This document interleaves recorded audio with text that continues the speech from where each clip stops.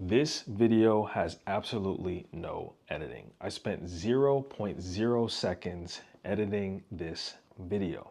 I did this to show myself and you that it's possible to create valuable videos that don't have any edits. I've been a videographer and I've been creating videos for over 15 years. And one of the main challenges that many people have in content creation is video editing. So I want to share with you the 3 things that I do that have helped me to create valuable videos without any editing. Let's jump in. So the first thing is prepare. Preparation is key when it comes to this. And I actually like to take the approach of the 90% and the 10% rule. So if you think about some of the best athletes in the world, the ones who are at the top of their game, past or present, they spend a large amount of their time in practice, honing their skill, honing their craft, and only a small percentage of their time actually performing in a match or a game. So I actually took this same approach. The majority of the time that I've spent creating this video has been spent in preparation.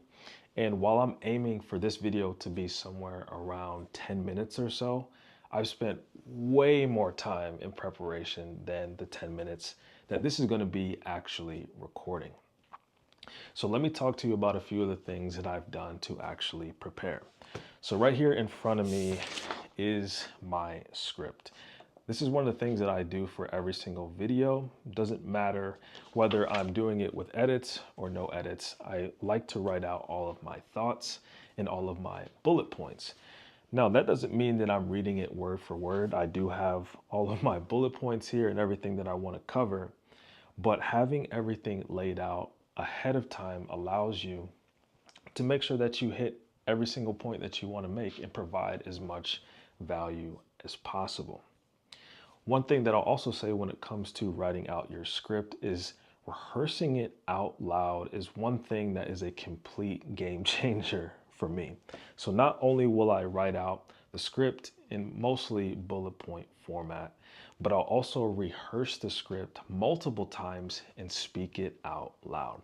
What this allows me to do is give my brain an opportunity to actually figure out what it is that I want to say, how I want to say it in real time. And I've noticed when I don't do this, it doesn't come out as smoothly. So I've actually rehearsed this script multiple times now. And as I mentioned, I'm looking for this video to be somewhere around 10 minutes or so.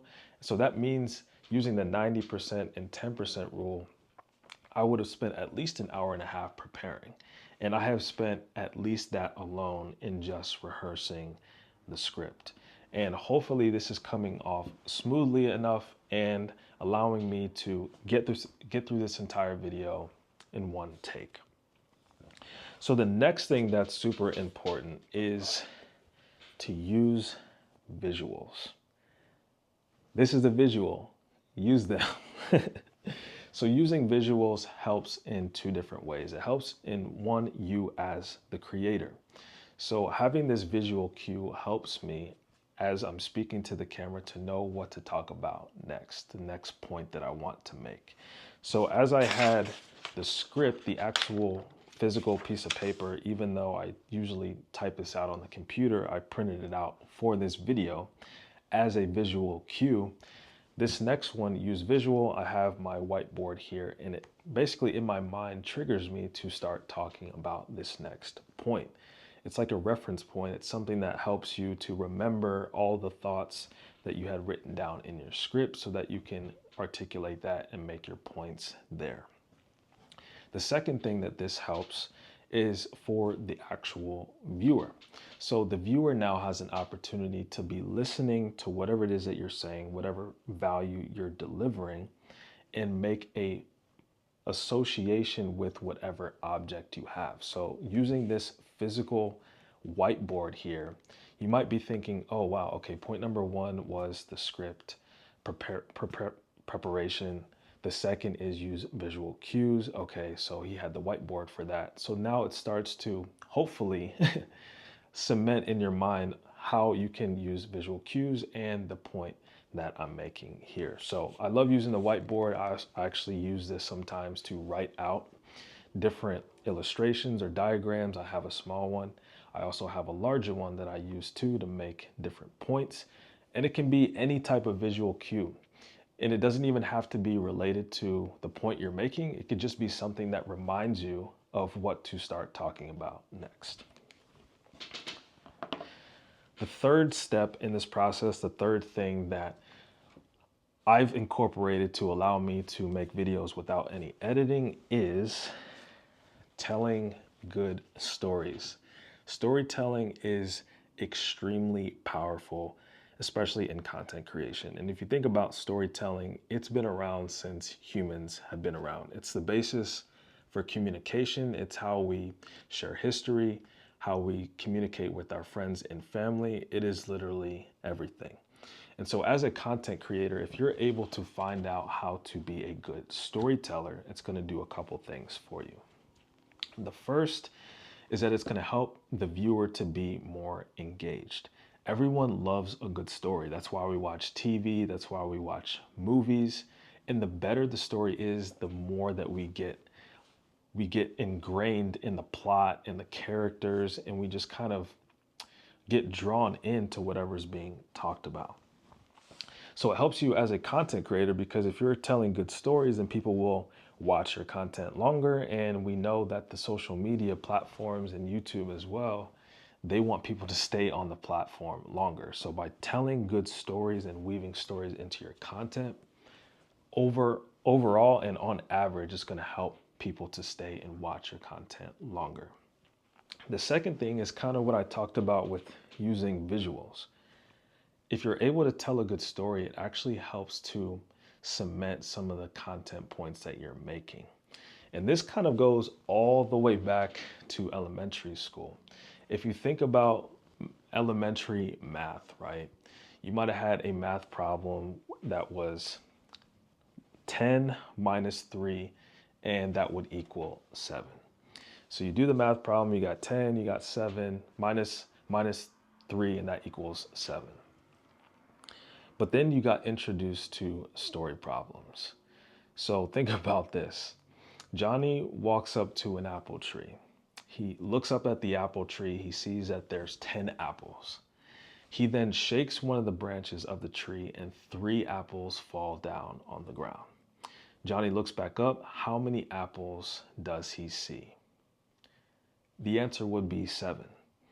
And even though it's the same exact problem, but the one with the story gives you a visual. You might be imagining what the tree looks like, what the background is, and you can almost picture yourself in this moment watching Johnny, in this case, look at the tree, shake it, and seeing the apples fall down to the ground. So by telling a story, it helps even some of the simplest concepts just help the viewer understand them a lot better. And there's a really good example of this.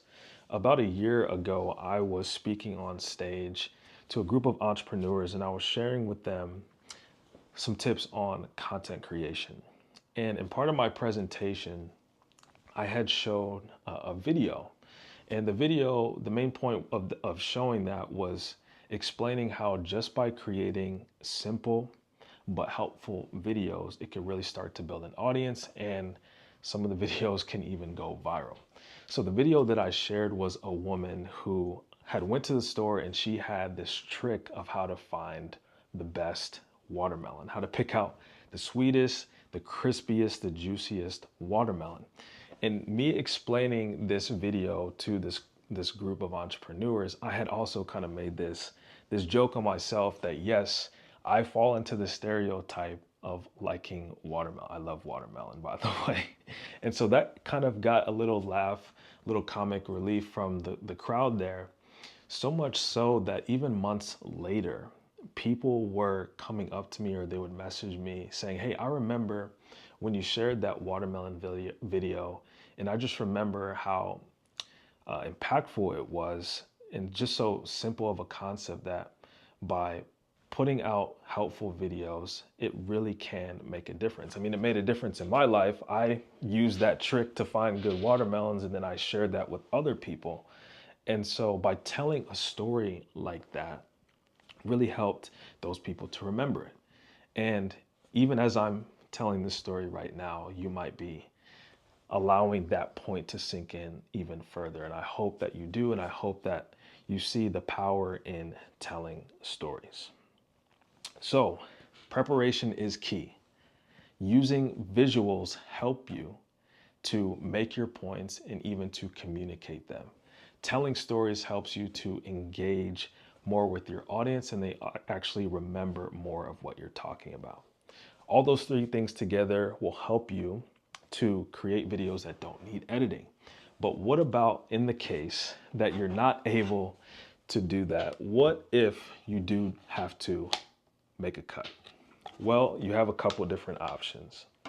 The first option is that you can just continue going on. You don't necessarily have to stop or do anything. You can just continue on and let your audience see.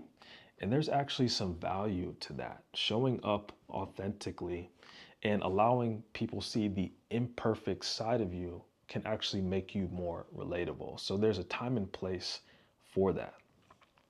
And you might decide that, hey, my little pause or my little blooper really wasn't anything that I needed to cut out. So I'm just going to continue on. And in fact, I've done that a couple times in this video, but I'm continuing on and I'm going to leave it in the video.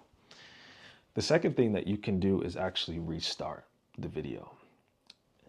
And you might think, well, I just got through all of this video. Why do I want to go back and restart it? Well, when it comes to comparing the time to either edit the video or restart it, you have to balance that out because you might have taken 15 minutes to record the video and it will take you another 15 minutes to do another take. But would it take you longer to edit the video? You kind of have to balance that out and see which one is worth your time. And the third option is you may just have to make the necessary cuts. And there's times where you want to do this. In fact, you might even have a perfect one take, but you still want to add more to your video. You want to add music and B-roll and all this stuff. And I actually have a video sharing exactly what my process is when it comes to editing videos. I share my frameworks, how I add intros, outros, music, B-roll, text on screen. And so if you want to learn exactly how I do this, check out the video right here on the screen where I will break down each one of the steps in my video editing framework. Thanks so much for watching this video. I hope that you liked it. If you want to see more videos like this, hit the thumbs up button. Thanks so much for watching. I'll see you in the next one.